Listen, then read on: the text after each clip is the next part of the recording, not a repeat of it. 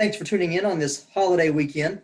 Before we get started with some information, I do want to encourage our student athletes to pause and reflect on this Memorial Day weekend about why it is that we do have this holiday and the sacrifices that have been made. So I hope they take some time to do that. This is, I guess, our first cross-country video for the 2020 season, our first preseason video. And I'll start with talking about cross-country signups. I know we've been putting the date out there of May 25th. That was really just a goal of mine to kind of have a decent idea of how many kids we were looking at this year on the team. But, kids are allowed to join all the way up until the first day of practice in hopefully July. So, if you don't sign up by tomorrow, that's okay. You're still going to be allowed to join if you want to. But another big reason I had the 25th as the deadline is because the suggested training plan starts tomorrow.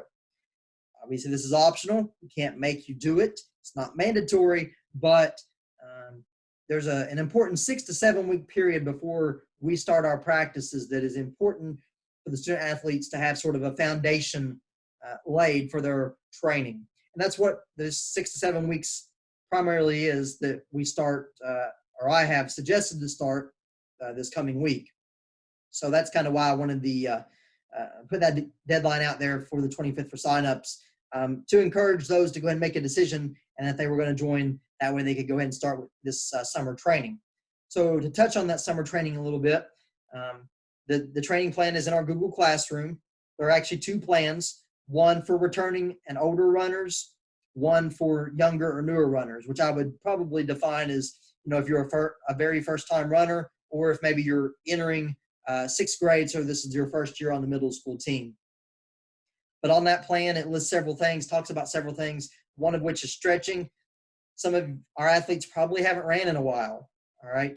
So it's important that you get a good dynamic stretch in before you start your run, arm circles, arm swings, high skips, high knees, those kinds of activities or stretches that we've done in the past, and then a good solid stretch at the end of your run, which is going to just help you recover faster and be ready for your next run. But I kind of alluded to the importance of the summer training a minute ago, and it does lay that foundation. And, we expect each year that our athletes are going to improve, get better. And, some of that comes with just age, understanding the sport, getting older, getting a little stronger, getting a little faster.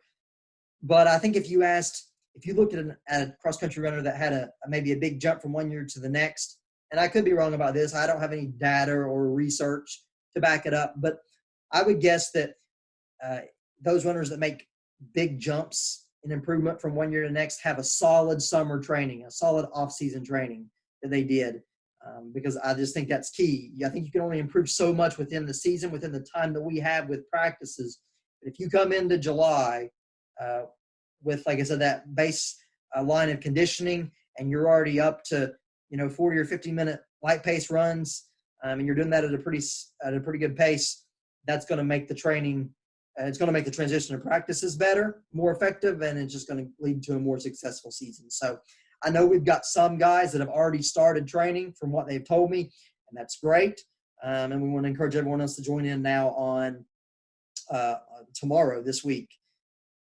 One of the things that I've encouraged to help hold the athletes accountable on this summer training, share your workouts with your teammates. Let them know when you've accomplished a workout. I'm hoping by them doing that, if there's an athlete that is struggling one day, maybe some motivational things, I just don't really feeling it today. They see their other teammates, let them know, hey, I already did my workout. And then another one comes in, I did my workout. It's going to encourage them to sort of push through that mental block and get that training done. So with this, downtime that I've had, I've tried to engage in a little bit of professional development. Just like a teacher, coaches are looking for professional development to always grow in their craft of coaching. Last couple of years, I've attended a conference in January. It's been very beneficial. But one of the books that was referenced to that conference that I'm not quite finished, almost finished with it, is What Drives Winning.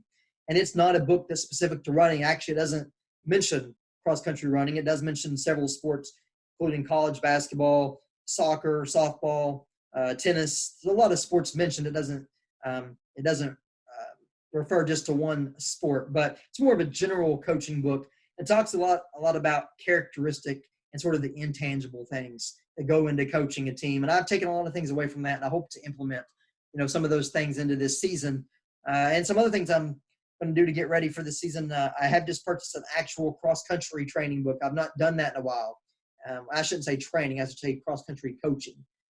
I have a book that I already go by for our training, and I think it's totally changed our program and the way we train our athletes, and I'm committed to sticking with that program. But, you can always learn from other coaches and what they've done. So this book, I think, is written by a very successful high school and went on to coach a Division I college program, and I'm looking forward to getting that in and getting that read here before we start practices, just to give me some other ideas on how we can improve our program and the success of our athletes. Some things we want to think about as we lead into the season. Sports physicals need to be up to date. You can get those forms on our website, augustaathletics.net. There is a separate form for middle school athletes and high school athletes. So it's just important that those are up to date. And what I mean by up to date is they are good for a year. So if your physical doesn't expire until we're, into the season, July or August, that's fine. We can start with the old physical, but just know you probably want to go ahead and try to make that appointment so that there's no gap in their physicals. And if you're not sure when your physical expires, let me know. I can probably get that information for you. We have a database of physicals and when they expire.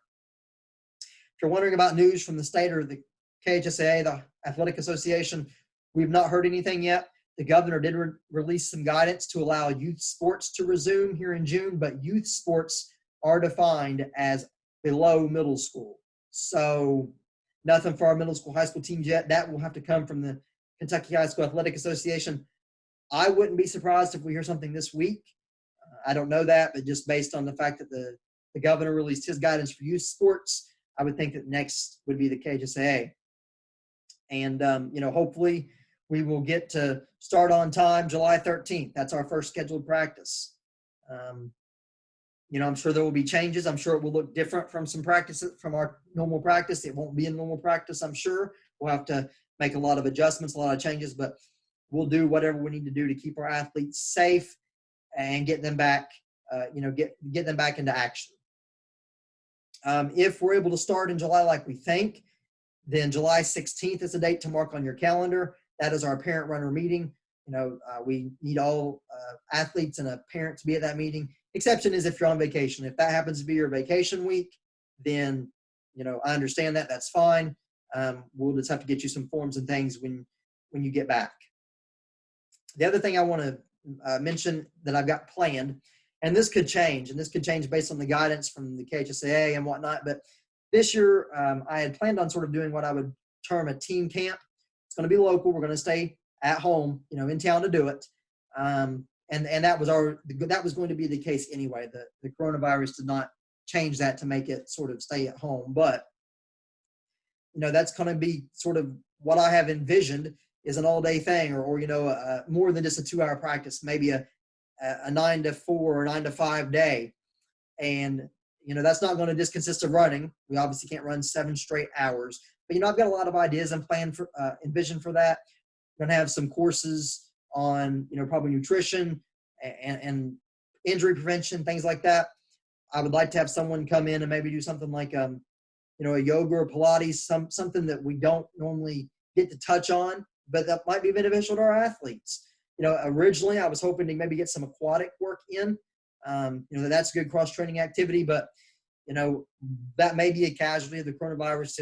If the Augusta pool is not able to open at all, then that's not going to be an option for us to do that. But, just give us an option. We'll still have a couple of solid training runs that day, but it's going to really give us an option for 3 or 4 days to go in depth in some other areas like strength and conditioning, like I said, nutrition, some other things and some other areas that we just normally don't have time to touch on. What I'll leave you with is our Google Classroom. We put that class code out on Facebook, and it's on our athletic website. So if you've not joined that classroom, please do so. It's got the training plan that runs from tomorrow through July 10th, which leads us into hopefully we'll be able to start practice.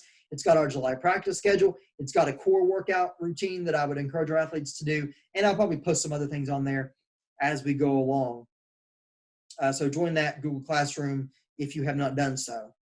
That's all I have tonight. Hope all of our athletes and their families stay safe, stay healthy, and we'll probably have another update here in a few weeks once we learn the guidance from the Kentucky High School Athletic Association and what direction they provide. So we hope everyone has a safe and enjoyable Memorial Day, and we hope everyone has success here in their training as they get started up here this week. And if you have any questions about the training, feel free to let me know, and I'll answer any questions and try to help guide you on getting kicked off successfully with your summer running.